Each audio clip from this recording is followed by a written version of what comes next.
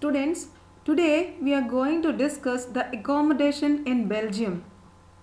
It means what kind of steps does the Belgium has taken to clear or the differences, regional differences and cultural differences between the people. The Belgian leaders, they recognize the existence of regional differences and cultural diversities. They have changed their constitution 4 times. It means the constitution of Belgium was amended 4 times since in between 1970 and 1993. They have changed their constitution to enable everyone to live together within the same country. The arrangement they worked out is different from any other country and is very innovative also. Now, here we see the Constitution of Belgium, what it prescribes. So, the Constitution prescribes that the number of Dutch and the French speaking ministers shall be equal in the central government and the state government. So, for this, they made special laws which are required to support of the majority of members from each linguistic group. It means which each language group. So, no single community can make decisions unilaterally. It means singly. Many powers of the central government have been given to state government of the 2 regions of the country. That means the state governments are not subordinate to the central government. They are not answerable to the central government. The third one, Brussels has a separate government in which both the communities have equal representation. It means the French speaking people accepted equal representation in Brussels because the Dutch speaking community has accepted equal representation in the central government. And the last but not least, there they is to follow the third kind of government. It is nothing but the community government. This community government is elected by people belonging to one language community. So, here the Dutch, they have Dutch community government. For French, they have French community government. And for the German speaking people, they have German community government. So, they have one government at state level and one in national level and one in community level. So, the government has power regarding culture, educational and language related issues. They can make laws on the culture, educational and language also in this community form of government. Students, so this kind of steps, they help to avoid civic war between the 2 major communities of the French and Dutch and a possible division of country on linguistic lines. So when many countries of Europe come together to form the Europe, students, when many countries of Europe come together to form the European Union, Brussels was chosen as its headquarters. Because European Union is a political and economic union of 27 states. Here you can see the European states over here. Belgium is one among them. So this Belgium, because of its clear political issues and economical issues, so they have chosen the Brussels, the capital of Belgium, as the European Union. So 27 state members that are located primarily in the Europe, they have chosen this Brussels as the headquarters of European Union. So children, what do we learn from these 2 stories of Belgium and Sri Lanka? Both of them are democracies only, but they dealt with the question of power sharing differently. In Belgium, the leaders have realized that the unity of the country is possible only by respecting the feelings and interests of different communities and regions. Such a realization resulted in mutually accepted arrangements for sharing power. Sri Lanka shows us a contrasting example.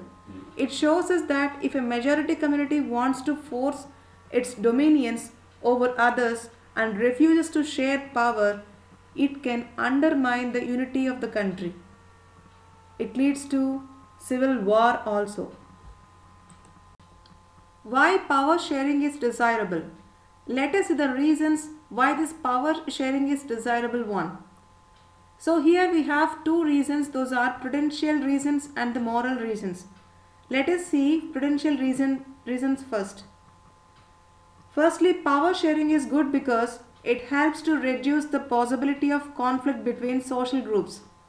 Violence leads to political instability. So that's why power sharing ensures the stability of political order. It also ensures greater political stability, so it will bring out the better outcomes. When we come to the moral reasons, power sharing is the very spirit of democracy because a democratic rule involves sharing power with those affected by its exercise and who have to live with its effects. People have the right to be consulted on how they are to be governed. So citizens' participation acquire a stake in the system. So with this, the prudential reasons stresses on the power sharing will bring out the better outcomes, whereas the moral reasons emphasize the very act of power sharing as a valuable one. Forms of power sharing. Power is shared among different organs of the government such as the legislature, executive and judiciary, which we have learnt in the previous class. We can also call this as horizontal distribution of power because it allows different organs of the government placed at the same level to exercise different powers. So each organ checks the other. That is why this arrangement is called a system of checks and balances. This results the balance of power among various institutions. Forms of government. Power is also shared among the different levels of the government. A general government for the entire country and the governments at the provincial or regional level. Such a general government for the entire country is usually called federal government. In India, we have a central or union government at the center, and the governments at the provincial or the regional level are called different names in different countries. But in our country like India, we used to call them as state government. So provincial government or regional government or state government. In India, there are different levels of government. The constitution clearly lays down the power of different levels of government. So this is called the federal division of the government. This is what they did Belgium but was refused in Sri Lanka. So the division of powers involving higher and lower levels of government, this is also called as vertical division of power. There is also one government at local level, which we used to call local self-government in India. It means panchayati level, we have a panchayati system, panchayati raj system, and at the municipality level, we have a municipal form of government.